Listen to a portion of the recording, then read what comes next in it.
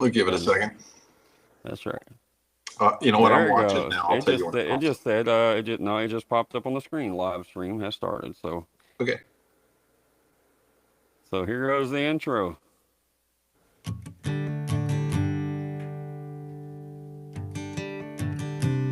You've arrived at the Texas to Tennessee Podcast, your home for your favorite independent artists and a couple of guys you've never heard of. Who? It was Texas, it was Tennessee. It was what I had coming to me. That never gets old. Alrighty. Welcome in, folks. You have arrived at the Texas to Tennessee Podcast. Thank you, Evan Boyer. Thank you, Adam Hood.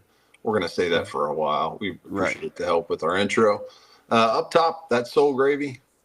Howdy. How are you, sir? Man, I'm doing great. How are Well, y'all? you're going to be doing better because tonight Right. we have Amanda Kate Ferris joining us. Welcome in. Awesome. Thank y'all. Thank you for having me. Shoot, we're excited. Yeah. We found out that this was going to happen a little bit ago and been counting it down. So happy to have you. Have tons of questions for you. But before we get too far into the questions, do you mind giving us a little bit of your backstory? Anything you'd like to share? Yes. So, those of you that don't know, I'm a Texas artist. I'm a Texas independent artist. I live in Midlothian, which is just south of Dallas. But my music stories, it's different than most. I started professionally at 14. My mom was a singer-songwriter. She spent her entire life and career doing music, toured the world with Bob Hope and Dean Martin, and she was on the Dean Martin show. And so I grew up in a very entertainment focused family. And then I spent my early 20s in Nashville, Tennessee. Like that's where you go to become a country music star. And ended up, Nashville wasn't what I thought it was going to be in my early 20s. And I ended up not giving up music, but I ended up kind of putting it on the shelf for a while. And then life had different plans for me. My amazing, incredible mother ended up diagnosed with stage 4 lung cancer. And when that happened, it just kind of made me realize that like music and everything that I loved I had a short window with her. We wrote all of my music together, and music was so much part of my life with her that I was like, okay, I've got only this, who knows, maybe months left. Like I want to do music. And we put a whole album together, and that project reignited a career for me in my 30s. Not ever had no intention of like trying to pursue music again. And this was in 2018. And I never thought, I just did it as a project to be with my mom. And it ended up getting kind of some press. And before we knew it, I was diving headfirst back into country music with a little baby. My daughter at the time was only, 10 months old. And my husband, we were married and a baby and 3 horses, and we're like, what in the world is going on? Like, how is this happening to me now? Like, not when I was 20, but it's been an incredible ride, and I am so thankful. And Texas has been very, very good to me. And so I like to tell people I'm a nobody, probably never heard of me, and you may never will. But I'm very blessed. I am pursuing this dream, getting to have my little girl watch, and it's been awesome. Well, I think you are being incredibly humble to say that, but obviously our job is to help try to spread the word. So that's what we're gonna do tonight. And I appreciate you. yeah, well, heck, it's the least we can do. So this part of the show, I think, is, according to viewers, it's their favorite. So this is where I get to quiz Soul Gravy on famous folks from your hometown. And this should be good. Well, we'll see. Feel free to help out if you know anybody. The hometown in question is Red River, New Mexico. Okay. So Soul Gravy, I'm guessing you're not super familiar with Red River, but I bet you've heard of it.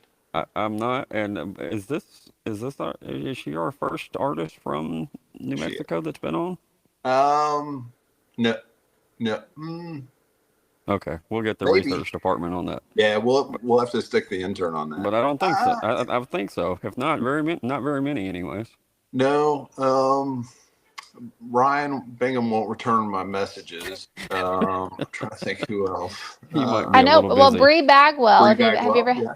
have you had Bree on the show yet? Not yet. No. Not on Yeah. this one, but Yeah. So Bree's we from New will. Mexico. Trying to think Yes. who else. Roger Klein, maybe. Is he from New Mexico? No, I don't know, but he hadn't been on with us. No, he also isn't. Well, it's hard to keep track, to be honest. We'll have to It's get. okay. So, welcome in as our first New Mexico guest, I think. Love that. Love that. So, the town in question is Red River. I caught my first trout in Red River when I was 4 or 5 years old, which is pretty cool. I still remember that vacation. It was awesome. Red River has a population, according to the 2020 census, of 542 people. Okay. So A sprawling metropolis. I got it. All right. it could be tricky for you. I will say we did expand always. the list. We had a full list. We did expand it to all of Taos County. So you'll have a few folks that I think you might have a chance with. Some of them are going to be pretty tough, but good luck, man. All right. All right. First off, Ron Davis. I don't think I'm familiar with Ron Davis. I mean, that's a Also pretty goes by popular Ronald. name, I would guess, but Probably doesn't help, but what'd you say? he goes by Ronald also. No, that doesn't help. All right. He is an American painter whose works associated with geometric abstract, illusionism, lyrical abstraction, hard edge painting, shaped canvas painting, color field, 3D computer graphics, veteran of nearly 70 solo exhibitions and hundreds of group exhibitions. So shout out to Ron. Barbara Latham. I don't think I'm familiar with her work either. All right, you might start to see a trend here. Okay. Is she an artist? She is American painter, printmaker, and children's book author. So shout out to Barbara. I feel like these gotta all be Taos, right? Actually, the first one was Red River. The second one, I believe, is Taos. Okay. Yeah, but the first one was Red River. I have one more Red River, but there's a 100% chance that Soul Gravy will not get it. So we may skip No that. faith in me. Robert Mirabal. He's an artist. I'm kidding. I'm not sure. Well, he deals in the arts. He's a famous flute maker. He's got flutes in the Smithsonian, so pretty impressive. Okay. And when you say from, like they were born in Red River, or? So all of these were born in Taos County. So some will be from Taos. Some will be from what's the Pueblo town? Like Arroyo? Is it Arroyo? Yeah. I mean, well, I guess anyone that Taos is the only hospital, so I guess if born wise, you'd have to be in Taos anyway. Unless you're.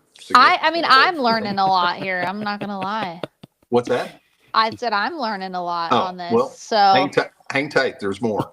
All right. Let's see here.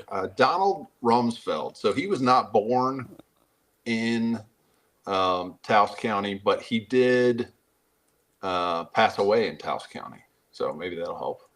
He's pretty well. Yeah, I know the name, but I'm thinking politician, but I could be wrong. You're right there. He was former Secretary of Defense and Congressman. He worked for, I think, President Bush II. Would have been the Secretary of Defense when 9/11 hit. Okay. So that helps maybe. Gary Johnson. I mean, I think I know a Gary Johnson, but I'm not sure if it's this one. Not that Gary Johnson? Yeah, I don't think so. No. Gary Johnson actually is a libertarian candidate for president. Also is a governor of New Mexico. Okay. This one, I think you have a chance. Holly Holm. I don't think I'm familiar. Maybe not. No. What did Holly do? She is the former UFC champion. So if you like the mixed martial arts. Yeah. Yep, she's also an actress, so shout out to Holly. Yeah, so somebody I want to be really nice to. Yeah, you don't want to get on her bad side. That's for Right. We love Holly here at the Texas to Tennessee podcast. sure. How about Ernie Blake? Mm-mm. No, No, I don't think so. Ernie was co-founder of the Taos Ski Valley. He's a member of a bunch of Hall of Fames. It's kind of well known, but Okay. whatever. Yep. All right, here you go. You're going to do well on these Okay. last three. All right. Fairly confident. All three lived in Taos at some point. Julia Roberts. I'm familiar with her. Pretty She's pretty sure. well. Yeah. I have a fun fact about Julia Roberts in She- Taos. She rose to fame by marrying Lyle Lovett. In our world, yes. Okay, what's your better story than mine? Oh, so Taos. So I grew up. Red River and Taos are about 45 minutes an hour from each other. I lived with my mom in Red River. My dad lived in Taos. But my stepmom worked at the local grocery store, and Julia Roberts would often like show up there all the time. And I was very young. But she used to drive this like old beat up little VW Bug. And I remember seeing her come into Smith's, and she had on like, I don't know, she looked very disheveled. She looked nothing like she looked in the movies that I had seen of her, but she looked very, very normal, and she had a beat up little old car. And I just remember thinking, she's a movie star and she drives a beat up old car. So I didn't feel so bad about our beat up old car, Absolutely. She sounds like she's pretty level-headed. So shout out to Julia. Mm-hmm. All right, Soul Gravy. Dennis Hopper. Oh yeah, he's a actor. He is. Mm-hmm. Any movies that you can think of that he might be? The one that came to mind originally, and I could be wrong, is The Silence of the Lambs. Who was That's the? not. No, I No. don't think that's him. No, So, let me put a face with this. Hang on. I think I'm thinking of the wrong person. Amanda, Soul Gravy is a visual learner. I mean, I'm kind of the same way. Okay. Well, I'm not a big movie buff either. I can't pay attention to everything. Is he Oh, not? Easy Rider. There you go. Ease and Speed. Okay, okay. Yeah, a ton. Cool Hand Luke. Yeah. He definitely had a run. He passed away in Taos. Interesting. And Yep. Waterworld, that great thing there. Haven't had a Waterworld reference in a while. All right, last one. Soul Gravy. Yeah, it's Anthony Hopkins is who I was thinking of. Yes. Anyway. Yes. He's great. He's British, I think. Mhm. All right. Not the last one. Last two. Dean Stockwell. Go ahead and pull up a picture and see if that helps. Dean Stockwell. Also, I believe. And I have to use 2000. the honor system here, right? Yeah, but yes, I remember him in a lot of action movies from back in the day. Yes. And he was the angel on Quantum Leap. Not Yes. Angel, but what I don't know. I was too young. I don't remember what his role was, but he was in that show. Yes, he's probably best known for that show. All right, Here's the final question. I think you got a chance. I'm cheering for you. His name's Kit Carson. Kit was wasn't he a Western actor, whatever you want to call it? He was a frontiersman, I think would be the best way. Scout, soldier.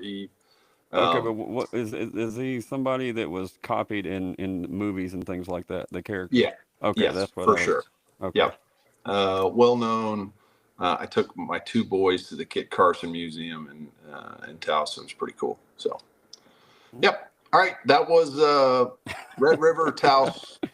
That was better than greater some. vicinity. Beautiful area of the country. Y'all, if you ever get a chance, get there. You will not be disappointed. All right, Amanda, thanks for our dealing with our shenanigans there. I love it. I feel like I learned a lot, because when people ask me, like, half the time people don't even know where Red River is, because they're like, what? you grew up in, and they're like Mexico. I was like, no, New Mexico, like it's a state. Yeah. Um, I mean, it was but Mexico at one It's point. a Yeah. state. you know, but it's a bad. tiny little town, and I always say, like, people like, who's the most famous? I think of like Michael Martin Murphy, who's not from there, but he's been there there. all the time. I have so Yeah. many childhood memories of him. Hmm. He was the most famous person that I ever knew that came to Red River, you know. Why wasn't he Um, on your list there, Tyler? Come on. I don't but know. I don't know. He lived in Taos, but he's not like from there. Yeah. Yeah, that's fair. So- Well, how many times have you seen him sing Wildfire? In Red River, I mean, probably I've seen him around town a lot, but I've probably seen him sing in Red River at least 4 or 5 times, probably. That's awesome. Yeah, That's awesome. that's cool. He does a Christmas show in Fort Worth every year that is phenomenal with his Mhm. friends. If y'all ever get a chance, go check that out. But we want to learn a little bit more about you at this point. So I want to ask, this is called the pie question, and it's definitely the strangest question I'll ask you tonight. So everything else gets a little bit easier from here. Okay. But I like to divide up the music pie into 4 sections. So I think of song creation as one piece of the pie. I think of performance as a piece of the pie. I think of recording as another piece. And then the 4th piece is everything that doesn't fit into one of those 3 pieces, but occupies a lot of your time. So I would guess the business side, Yeah. all the different pieces that go into that, social media, managing a band, all those things would be the 4th piece of pie. So I guess my first question is, which of those pieces do you kind of naturally gravitate to? Where's the place that you feel most at home? Yeah. I think probably it's like it depends on the season, you know. Performance is definitely what I love the most. Okay. Like I love entertaining a crowd.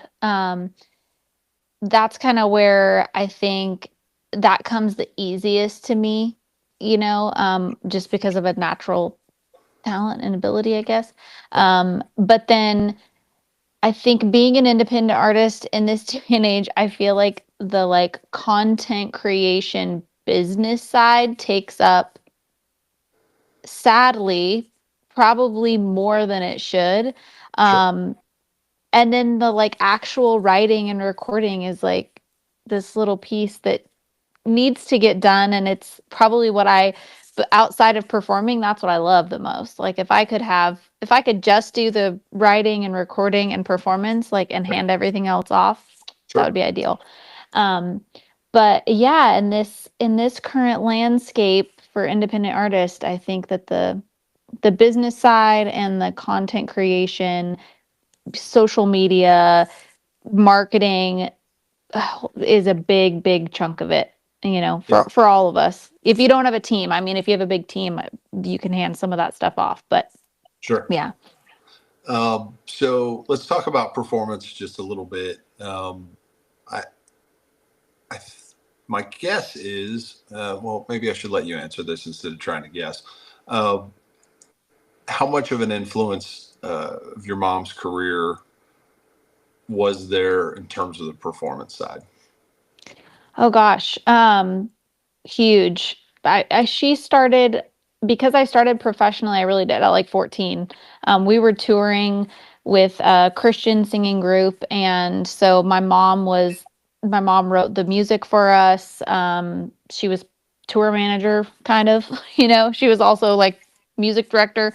And so from a very young age, she was very influential in driving me and helping me understand the importance of performance and how captivating a crowd is everything. Like you have to learn how to, you know, not only like sing and be on pitch, but you also need to entertain them and connect with them. You got to learn how to talk to them. And honestly, my mom was probably the one person that taught me that more than anyone.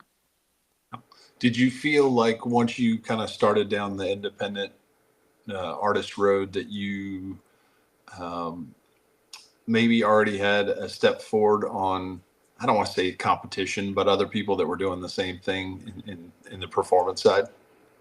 Yeah, I think that I've always felt like I had, I don't want to say like a leg up, but I know that that can be really nerve-wracking for a lot of artists, and it has never Sure. been something that I've struggled with. Like at big crowds, small crowds, I've never, like, nerves have never been an issue for me with performance. I would say like the harder part for me is the like social media aspect and like constantly staying consistent there.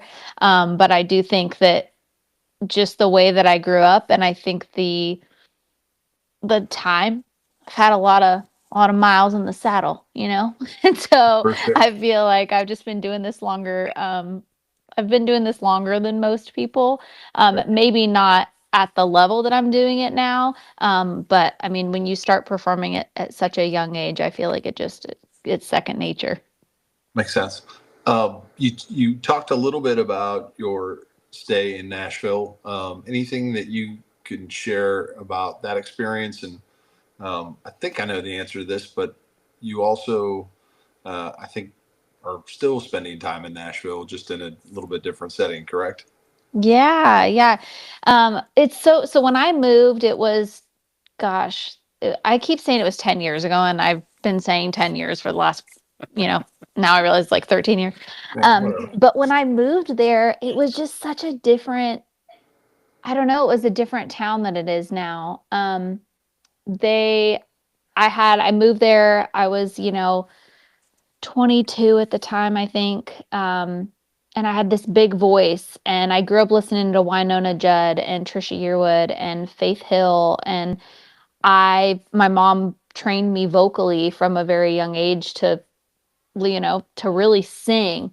And then I moved to Nashville, and it was the Taylor Swift era, and it was the singer-songwriter era where people really didn't want to hear a girl get up there and belt, and they didn't really want to hear a girl who could sing all these notes. It was like, hey, well, we just, they want to sing something soft and pretty. And so I just didn't fit in Nashville at that time. And it was really disheartening. You come from, and I'd moved from LA, where, I was singing all the time. I was in one of like this great cover band and playing in Vegas and playing all over. And then I moved to Nashville, and I didn't sing hardly anywhere for a year. It was like, I'd pop up on stage and sing some covers, on Broadway or whatever. And I would do writers rounds, but the performance element was so different. I didn't have shows, they didn't really have a ton of places for artists to like get up and do what I love to do. And so it was very different for me. And, it was just my journey. I've ended up going back home and went back to singing in church. But my experience with Nashville now is so different because, one, I have so many friends there. I record all my music there. So many of the songs that I've recorded have been written by writers that I know from that are in Nashville. And so it's funny how I had a really bad experience when I was young, but now I love it. Yeah. I have some of the best friends that are there, and the town Nashville's been really good to me and been really supportive as an independent artist. You have people like Leslie Fram from CMT, who really kind of took me under their wing and has been really supportive of all of my music videos that came out when she didn't have to, like I wasn't on a label or anything. And she was really supportive, and, different outlets and stuff like that. And so I really enjoyed getting to go back to Nashville, but I'll never move back. People ask me that all the time. Like, are you going to move? I'm like, no. Yeah, No, we like it in Texas, right? Texas is home. Yeah, very good. Um, Yep. Well, y'all probably think I have amazing muscle control, but it looks like I'm not moving Yeah. on the screen. So I'm going to hop out and hop back in. Soldier, Okay. he's going to ask you a couple questions. All right. I was wondering, I was like thinking maybe it was just frozen for me. Yeah, me too. Me too. And then just I was didn't like, wanna say maybe anything. maybe Uh, it's moving.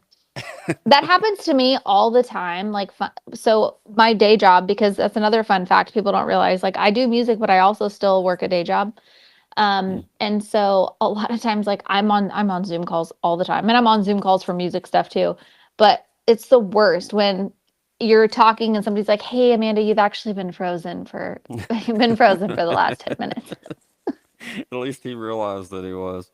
Um, well, there he is. Before we even get to he just wanted to make sure I didn't screw up any questions. Like I can't leave him unattended.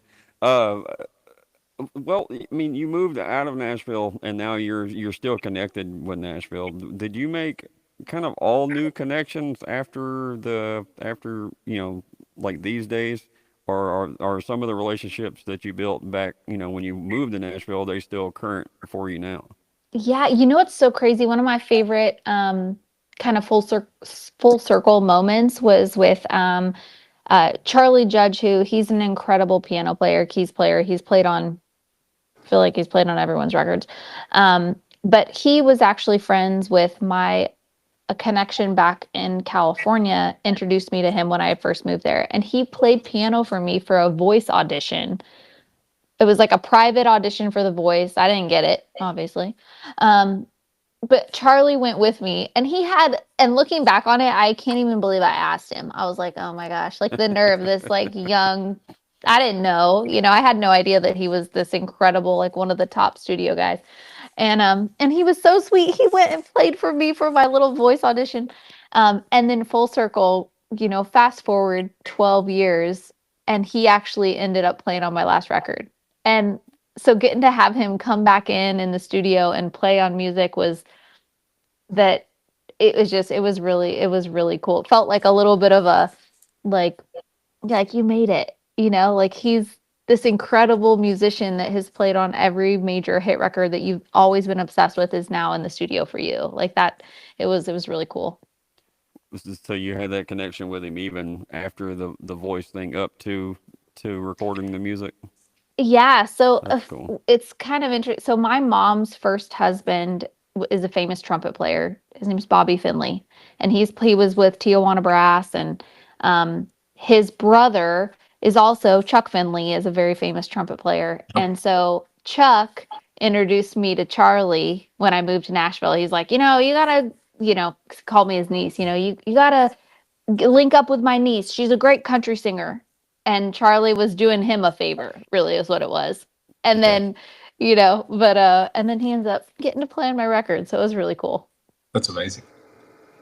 Well, I know we're pushing up on halftime, but when you get back to Texas and you start releasing, I mean, I guess when you got back to Texas, when did you actually start releasing music again, or were you doing that the whole time? So I was when my mom got diagnosed, we were in California, and my husband's from Southern California. And so we started releasing music in 2018, and then we moved to Texas in 2020. And then I had already my album was already kind of in the works. I knew that I had wanted to record it. But Texas has always been my listener base. Like if you look at all my, the back end, the data or whatever, it was always Texas. And so I knew that and my husband being a police officer, we were going to leave California, and we knew it was going to be Texas. And so, yeah, we came back and I started releasing music, and Texas was it was like they opened their arms. They were like, we'll adopt you, and it was really awesome. But I think my first single we sent to Texas radio was Baby Don't, I think, off of my last record. That makes complete sense as far as you talk about. Artists get asked all the time, well, why don't you move to Nashville? Because that's where all the the company-based people are, or at least so they think in their mind. But if it's also smart to move where your audience is. I mean, nobody thinks about that side of it. No. Yeah. Absolutely. Well, Amanda, I know it feels like it's been 3 hours, but believe it or not, we're 30 minutes in. I know. And we are going to hopefully. I got the music, just not the picture. Okay. We're going to play In This Town. So can you give us a little intro on that song? Yeah. So In This Town is, we're hoping, I'm crossing my fingers. I'm hoping to send this to Texas radio here soon. But this was the song that was on my last album. And it's funny, it's the one that got the least amount of streams. It's the one that I feel like it's like every artist has like a heart song that they're like, this one is just special. And a lot of times, sometimes the fans just don't resonate with it. It's maybe because it's just like hyper, the storyline of it makes like I resonate with it being an artist, and it's an artist song. And but it's essentially, it was written by Ross Copperman and Heather Morgan. And the first time I heard it, I was like, God, this song is so good. Like I have to cut this song. Like this is me. Like I could have written this song. And it's essentially, the way that I think of it is like it's a letter to Hank Williams, like about the state of country music, and you know, thinking back on like what he would think about country music today, and like where it was when he was around to where it is. So it was just the whole storyline of the song I really connected with, and I just felt like it was something that I could perform, and I knew Texas fans would eat it up. And live, it goes over so well live.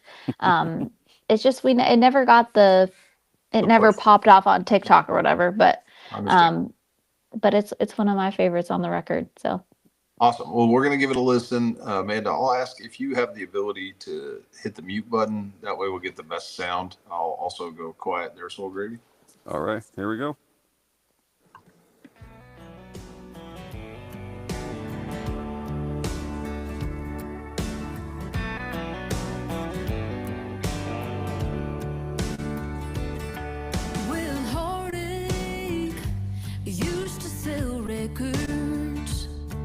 That longing, lonesome sound.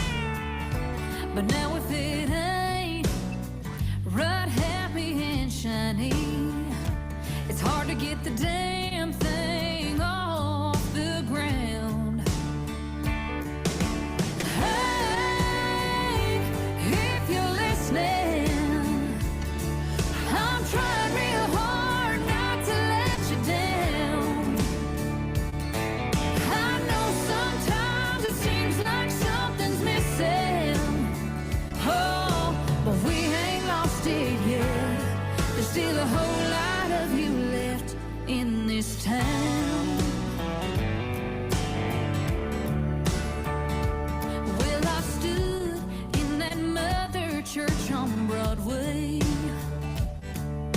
the one you know so well. And I've heard stories that sounded like heaven when you were singing from a heart that'd been through hell. Hey, if you're listening, I'm trying real hard not to let you down. I know sometimes it seems like something's missing. No, we ain't lost it yet. There's still a whole lot of you left in this town.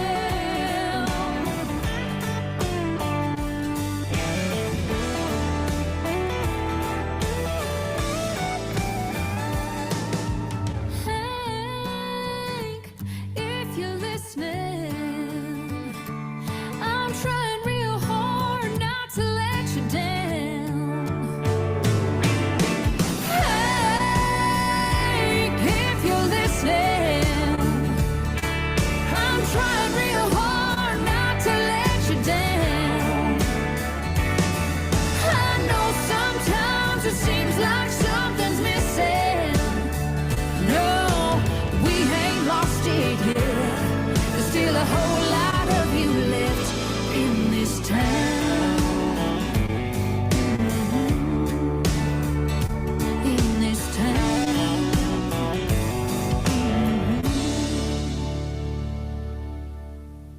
All right, there we go. This is usually the part of the show where I forget to turn my mic back on. I start Good talking, job. and then Soul Gravy's like, "Hey, your mic's off." Yeah, so great You hook in that one. Also, I really dig the runs. I will confess I had not heard that song until Sunday, and I listened to it 3 times, so that'd make the 4th. So we're getting there on the stream. So there you go. Hopefully we can increase that a little bit, but the viewers have phenomenal taste, and they all approve. So That's right. For you on YouTube, thanks for the kind words. I'm sure Amanda appreciates it. So you mentioned earlier the Faith Hill stuff. You can definitely hear the style in as far as what you're shooting for and where home is for you musically or whatever. But the song wise, that sounded like something that even someone like Jamie Johnson would cover, as far as just like you said, the hook of it or whatever. Yeah. That's the thing. Like, it just was a song that I felt was so relevant to, I mean, country music, even in the last year, has come a long way. Gosh, it's like Zach Top, and you've got these artists that are, that sound is coming back. But I've spent the last 10 years in a very pop country forward, climate, and it's been tough because it's like everyone, oh, you sound too traditional, or it's not contemporary enough, and then that song came along and I was like, oh gosh, this is like this has to be on the record, and so yeah, it's one of my favorites. That's great. One more question, and then take the next one there, Talbot. I don't know. I'm always curious when you set there. This album's been out a little over a year, something like that. Mm-hmm. Yeah. But I'm sure, just like most artists, you don't listen to your own stuff very often. But when you do sit there and you had to listen to it, what kind of goes through your head? Are you nitpicking it apart? Are you thinking about the folks that played on it, or what are you thinking? Yeah, it's funny. I love that you asked that, because honestly, I was sitting here thinking, like, when I sing it live, I sing it a little different than I recorded it, Okay. and I think as artists, you just naturally start to create like new little things with the songs. But I had Brent Mason played guitar on that, and the baritone, that tone of that guitar, it's like every time I hear it, I'm like, God, it sounds so good. That guitar tone is like, it's such a vibe. And so, yeah, it's always interesting to listen back to your own songs. Like, there's certain songs I'll hear. One of them is Tequila and Jesus. Like, when I hear it, I'm like, oh, that's how I'm supposed to sing that part, because I'm like, I don't do that live at all, but it is a weird thing to like hear yourself back, especially because in the recording process, I mean, you figure I listen to mixes and I listen to these songs, I don't even know how many times, getting it just perfect. So by the time the listener hears it, I've probably heard these songs hundreds of times, comping vocals, picking like, okay, like I don't like the way I sang that line, so now I got to listen to all these other versions of that line. And so the recording process, after a while, if you hate the sound of your own voice, like, don't be a singer, because you're going to have to hear it. You're going to have to hear it a lot. Yeah, obviously the recording process can get pretty clinical. So I guess I'm curious. Also, I just wanted to point out that I listen to my own podcast on repeat all day. Oh, there you go. Just of course. Yeah, exactly. Okay. Well, he listens to me, but whatever. Right. That's part of the deal. Right. All right. Well, I did want to touch a little bit on so some of the writers that you have written with and chosen for some of your songs. Just a quick list, and this is not super inclusive, but they're names that I thought people would recognize. Obviously, Lainey, Mae Estes, Maren Morris, Lori McKenna. I mean, that's pretty amazing, right? Just that very small list alone. But obviously, I know there are others. Who are some people that you would like to point out in terms of other great songwriters that you've been able to work with? Yeah, no, I think, Lori McKenna is a huge one for me, because when I think of my favorite songwriters of all time, it's her. It's Lori. Faith Hill, she was huge in Faith's career, and I never in a million years thought I would ever have the opportunity to sing a song written by Lauren McKenna. And I had not one but two on my album, and I have to honestly, all credit is Carol Ann Mobley, who was on my team, helped me with picking songs. She was very instrumental in helping me craft this album, from helping me make sure that I'm singing like she would listen to me sing the demos of the song and be like, that song doesn't fit your voice. Moving on. We're not cutting that one. She would find these songs and say, she was found Pedal Steel, and she was like, I hear you on this song. Like, you need to cut this song. And so she played a huge part in helping me craft, to be honest, one of I think will probably be the album that I'll be probably the most proud of in my whole career because of her involvement. She was incredible because she knew at that time in my life too, I had lost my mom. I wasn't in a frame of mind of wanting to write because everything I did write, it was just so sad. It was like, I can't put out an album of like every song. Like, I was like, I don't want to put an album out of me, being like weepy the whole time. And she goes, it's okay. We don't have to. Like, I'm going to go and we're going to go find you the best songs for your voice and that fit your narrative and that you feel that you can sing with conviction. And that's what we did. We did it. It's very much how they did it in the 90s. That's how they put records together, that's the Cody Johnson method, he's kind of the same way as the best song wins. And, so I was so lucky to have her on my team at that time to be able to find these songs that it honestly felt like it was God just like dropping these incredible pieces of art into my hands, and we're like, hey, like, this can be yours, like, you can do this. And so it was awesome. But Lori, having a song by Lauren McKenna was incredible. And I wrote her a message after we cut, When I Think About You, because she wrote that thinking of it in the form of singing it about a love that you lost. But I sang it from losing my mom. So I sang it from a different perspective.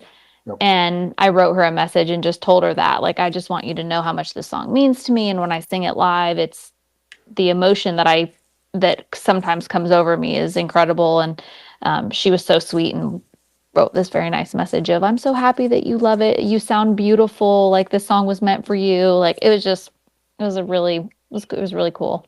So I'm guessing you framed that somewhere. You know what I need to? I was just thinking the other day, there are so many cool things that have happened in my career that if we were still in the 80s and 90s, my whole house there would be frames everywhere. But in a digital age, we don't print anything out anymore. So, but I need to put that somewhere in a keepsake. That would be cool. Yeah, for sure. So I do want to talk a little bit about the 90s sound. Definitely over the last, I don't know, maybe year or even beyond that, we've started to see this kind of movement of artists going back and finding that sound and then re-recording it with some of the benefits that you have today. How long? With some of the same musicians that would have been on that music, sure. Which is also great. I love that. Soul Gravy and I are also hoping to get to the point on a guitar where we have a guitar named after us. But shout out to Brent Mason. Exactly. But I guess my question is, how long do you think this lasts? Because we know that cycles happen with country music, and as much as we might love to see this stick around for a long time, I love that you asked this, because even for me, I've been really coined as like a traditional artist, like that's, people know me for that sound. But right now, I mean, I'm like crazy inspired by the 80s right now, like Def Leppard, like the rock like tones, and I'm diving into old Shania, not like old Come On Over Shania, but like the album that her and Mutt did, the Up album, where it was all of these like funky, cool 80s pop, Brian White, like that Def Leppard thing, that sound that he was so known for. I am obsessed with that right now. And so it's like we're trying to play around with like what do I want to do next? And I think the 90s sound is fun and it's trendy, but like you said, nothing lasts forever. And if you're trying to chase trends, it's impossible, you know. I've been doing the traditional thing for I don't know how long, and then all of a sudden it was cool. It's like, oh, Right. cool. Right, where were y'all? Yeah, and so now I'm like, I've been doing this same sound for a while, so this next, these next singles that we're gonna be putting out, I'm like, I kind of want to try something new. I want to like get a little bit more creative, with the sounds. My voice will always be my voice. That's always gonna stay consistent. But I think in the production, one of the best things about being an independent artist is that there is nobody telling me what to do. Right. There's nobody telling me that I can or can't do something. And so, as artists, I think it's so important for us to chase what inspires us. Like if you want to do something, like don't chase a trend. And honestly, Jared is a perfect example of like somebody who he like has a vision and he like has I want to do something that sounds like this, and there's no rules, and it's always so good and refreshing to see artists that are not trying to like fit in what is trendy. Just do what makes you happy and is fun. And music is meant to be, I mean, we're not curing cancer over here. It's like, listen, it's music. Like it better be fun. It better be fun, and you better be excited at the end of the day what you're putting out there. Absolutely. Well, I had a question. Oh. I was just going to point out for folks that doesn't know who Lori is. Like the first song that popped in my head was "Girl Crush," all right? But there's just tons of those. And what was my other? Damn it! I had a good question too, and I got lost doing something else. You want me to hop in? Yeah. All right. Well, Yeah, you go ahead. Tag. Yeah, thank you. That's terrible. We haven't talked a ton about your live show, but for somebody that maybe hasn't seen your live show, how would you describe it and what could they expect? Yeah, I feel like I am known for the girl that comes in there with a big old band. We're a 7-piece band, and Okay. we have, the whole crew's there. We've got drums and bass, electric guitar and pedal steel and fiddle, acoustic guitar. And so we're a pretty big band, but that's because of two reasons. One's I'd have 3 backup singers up there too if I could, Right. but I don't have enough money for that yet. I love that sound. I want my music to sound like the record, and that's what's on the record. So I need that on stage with me. We don't play to tracks, not because have like a thing about it. It's mainly because I'm lazy and I just have never done it. I've never put it together.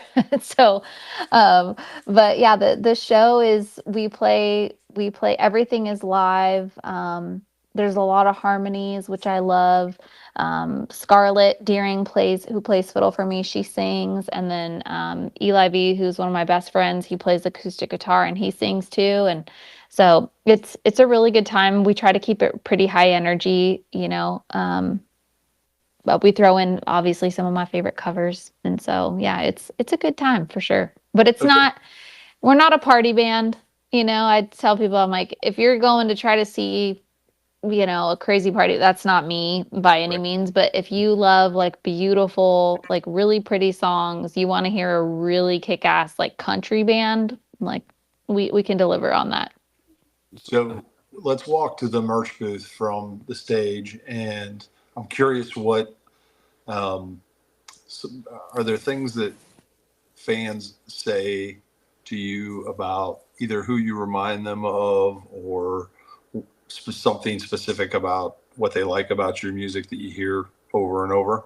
Yeah, I think, well, people say the wildest things.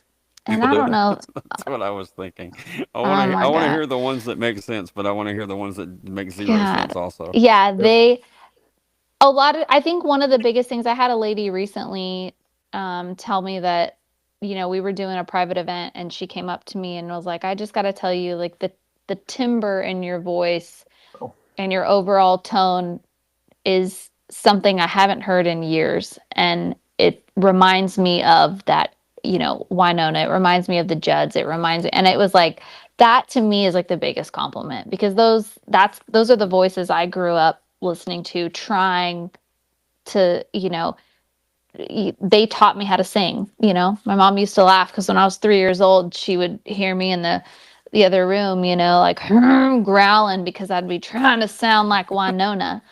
And so it's like, if somebody says that, if I remind them of any female vocalist from that era, I'm on cloud nine.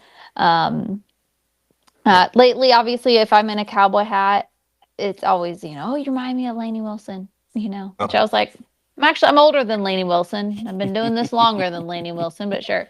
We love Lainey. So anytime they say that they remind you of somebody that's good, if they're like saying someone, right, that would be different, I guess. But usually people are pretty respectful for the most part. How many, you mentioned the big band. How many, roughly how many shows do y'all play a year? Gosh, this last year we didn't do as much. After the album came out, I think the two prior years before that, one year I think I played it was over 150 shows between like acoustic and full band stuff. We also played a lot of shows. We'd go and open for other artists a lot, and so we were traveling a ton. But I've been more selective this last year for sure, intentionally. I went from saying yes to everything, and any venue that would call, I was like, I'll do it. But then you realize that you end up in the red a lot when you have a big old band and travel and hotels. And so, yeah, we're more selective right now for sure. Understand. One other question that I like to ask, as far as have you had any moments where you kind of look around and think, how the hell did I end up in this room or around this artist, or you know what I mean? Currently now. Currently, exactly. I meant in a good way, not in a traumatized way, though. No, I love it. I had when I went to the CMT Awards, I got to go the last 2 years that they were in Austin, and got to, like, they had me walk the red carpet and do all the interviews and stuff as a Texas artist. It was so cool that CMT invited me to do that. That was awesome.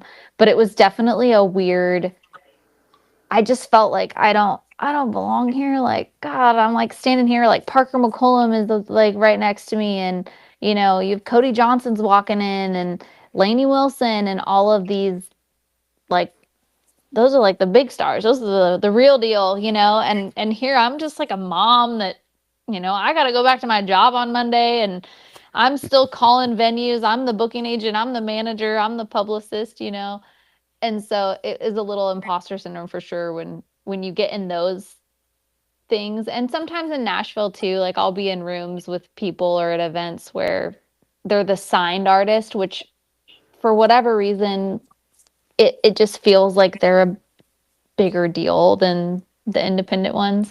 But they've never made me feel that way. Like it's not them, it's just me. It's me being insecure, But yeah, it's definitely pinch me moments. That my husband's so awesome, because he is always like, this is incredible. Like, you deserve, like, you were invited here. Yeah. Like, you didn't sneak in here. Like, you were invited. I was like, I know. So say he's the one that reminds you to quit downplaying, the good things that are going on. Yeah, he's like, own it. Like, you got invited. Like, walk in there like you're supposed to be there. I'm like, okay. Well, it's good to have that person, because I think that most of us would naturally, downplay any good things that are going on.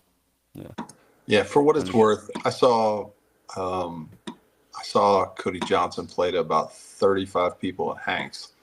So I'm sure when he first walked in that room, he probably felt the same way too, like right. That's just part of it. But sometimes, when people get to a certain level, they just, they have an aura. I mean, Parker definitely has. If you get around him, like you're like, oh, there's something different there, like. Yep. Yeah, it's definitely a real thing. All right, well, are we I ready try to for keep my aura tamed down. Yeah, we try to Yeah. tame it down a little I bit. understand. Are we ready for a little rapid fire? Yep. Okay. Yeah. All right. Well, not a ton of thought on these, but feel free to expand. Do you use Spotify, Amanda? Yes. Okay. So this time of year, we're getting close to the old Spotify Wrapped. I want to know who would be on your Spotify Wrapped this year. Spotify Wrapped this year is probably going to be Leanne Womack's on there every year. Like Okay. it doesn't matter what happens as far as like I could, there's always a ton of Leanne Womack. Leanne Womack this last year, I listened to I do listen to like a lot of rock, like Poison, Def Leppard. Nice.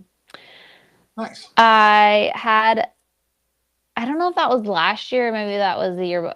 Sabrina Carpenter. I was in like I have a 8-year-old little girl so a lot of my Spotify Wrapped is influenced by her as well. And she liked Sabrina Carpenter. I'm trying to think what else. I want to say like I listen to a lot of like Alison Krauss. I love Alison Krauss. And then kind of a weird thing, but I love smooth jazz. Oh, okay.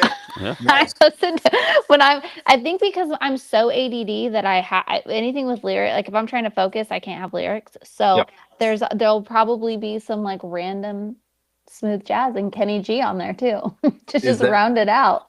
No, that's wonderful. Is that typically at a certain time of day, or is it just kind of whatever? Because I listen to different kind of music at different times of day. Yeah, the Poison was while dropping the kids off at the school. Right. And then you never know. Yeah, I think if I'm driving in the car, like if I'm by myself, I'll listen to like rock music. If I'm cleaning the house, it's smooth jazz. Okay, it's more contingent on what you're doing. Yeah, if I'm in the car with like band members, usually it's always like Alison Krauss or Leanne Womack or y'all play like this. Bluegrass, Right. Yep. Very good. Okay. Next question. You get dinner with one historical figure. Who would it be, and what would you be eating? Historical. Be dead or alive. I mean, probably Jesus. Yeah, that's a good answer. I feel like I'd have some solid questions. What are we eating? I mean, I don't know. I think I'm taking him to Texas Roadhouse, you know? Sponsorships available. All right. Exactly. Good answer. We had a new question too. Remember the remember it? Yeah. Okay. Would you like to go ahead and ask it, because I already forgot it? Okay. We're good. We're saving each other on this podcast. All right. It was if you, Amanda, had a podcast, who would be your first guest? Who would you want to interview? Good one. Thank you. I'm going to add that to the list. Sorry. Okay. Thought I did, but I didn't. If it was my first podcast. First of all, you don't want to do podcasts, but whatever. I mean, y'all are killing it. Y'all make it seem like this is like really fun, and it's been a really easy experience. So I don't know. Okay, good. Thank you. Let's see. If it's my first podcast, probably Donald Trump, because my views would be crazy. So I would just be setting myself up for like success, right out the gate, like crazy views, tons of engagement. More than you'd want. Yeah, 100%. And then I'd be able to like actually have the guests that I would want. But I'd go the controversial route, like pick something. I tested this out on a TikTok live earlier today. A lady that I follow was playing music on there, so I asked her, and her answer was Theo Vaughn. No, that's good start. He's so funny. Same thing as what you were talking about. Like just the views right out of the box would be insane. So. Yep. Well, great answer. Uh-huh. I want to know, what do you see when you play? What do I see? Mhm. Like from the stage? Well, some people, obviously, you picked up a lot on the tricks and tips early on performance. So what you see might be different than what maybe one of our other guests might see, because sometimes they're not even looking at The crowd. what's going on. But I'm Yeah. curious, what is it that you either kind of see or notice? I mean, my mom always taught me to perform to the back of the room. Okay. Because if you can connect with the people in the very back, then like there's a strong chance that you'll be able to get the whole room. And so I naturally kind of have always done that. It's like scanning for the back. If I notice that people are not super engaged in what I'm singing or what I'm doing, I might even make more of an effort to like, I'm gonna lock eyes. I'm gonna make it uncomfortable for you Yeah. until you're like, okay, she's singing to There me. we are. Okay. You know, but yeah, I think I'm hyper aware of the room for sure. Okay. Great. Yeah. First concert that you attended? Well, that might not be Yeah. a fair question. First concert you attended, and then first concert you paid to see. First concert I attended. Gosh, I don't know the first. My mom was in music, so it was like I don't. Right. I went to so many shows, but my first concert that is like core memory for me. I got to see the Eagles fourth row, and I Oh, was giddy up. maybe 15, might have been Hmm. 16. I got to see them, and that was incredible. It was 4 hours long, and I was like, how can these guys keep going? Like, there's no way they have any more songs. And it was just that was a core memory for sure. Was that in Southern California or? I was at Okay. Staples Center. Yeah. Oh, nice. Oh, wow. All Oh right. yeah. Fourth row. That's impressive. Hmm. Yeah, and you know the best story about it is how I got to go because the guy that asked me, he like apparently had a crush on me and his dad knew my mom or something, I don't know. But he was a little bit older than me and I remember my mom was like, "Amanda, you need to be nice. He has a crush on you." And I was like, "I don't want to go with him." Like they didn't tell me what we were doing. I just knew Oh. that he wanted to take me and with his family on this we were going to go to dinner and go to a concert and it was the Eagles. I'm like, I was like, oh, I'm so glad I was like a nice girl. And my mother was so influential and was like, you're going to this, you're going to go do this. Yep. I hope that guy's doing great, you know?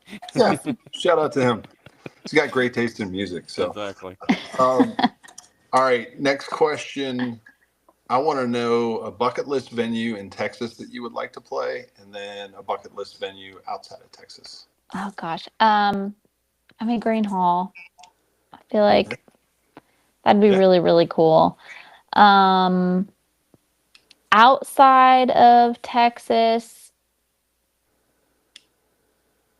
I feel like I mean the Opry is definitely up there. Like I think I'll always have that dream. I feel like the longer that time has gone on and the more the changes have made at the Opry, I feel like it's less likely to happen. But um, that or like Red Rocks. I've seen shows at Red Rocks and like that whole It's amazing. I don't know what is in there, but it is like it doesn't matter who you see. You could even a band you don't even like, and you'll probably end up loving them just because you're at Red Rocks. So that'd be a cool venue. Great answers. Two more, and then I will hand you off to Soul Gravy for the All right. incredibly important question that we ask every single guest. Sure. If we could add your music to any soundtrack, so any TV show, any movie, which of those would you choose? My music. That's a great question. Thank you. I would love to hear my stuff in like some like Western or like a really dramatic, you know, something like Western, but I'm like, when I think about my music, I don't know if it would actually like fit, but yeah, Western that or Hallmark like movie. maybe like yeah, like a Western themed like I don't know, like a Like a dramatic. like a Yellowstone type thing, or Yeah, maybe. yeah, that would be really cool. Yeah, That that'd be would be pretty cool, right? awesome. Yeah. All right. Yeah, All right. Taylor Well, Sheridan out there changing lives, I will say a little bit of a brag on our part, but we have spoken some things into existence with this question. So maybe not exactly due to what we've said, but it happened, so we can take credit for it. So, There you right. go. All right. All right. Tens and Last. tens of views. That's right. Last question I have for you is tribute bands, yay or nay? I mean, I feel like I have to say yay because I've been in them. So Okay. Well, Mhm. that works. Absolutely. We get all kinds of answers to that one. So, All right. Well, if you don't follow Amanda on all of her socials, make sure you do. Wherever you listen to your music, hit that follow button so that you can keep up with any new music that is coming out. And as we say, that's all of those follows help build the resume for independent artists, which unfortunately is part of the gig that they have to do. So help a homie out and then go hit those follows buttons. It doesn't cost anything to do so. it's All free. right. It is free. All right. This is not free, but Amanda, this started as a joke on episode 1, and now we have to ask this question. So Amanda, what is your favorite Little Debbie snack?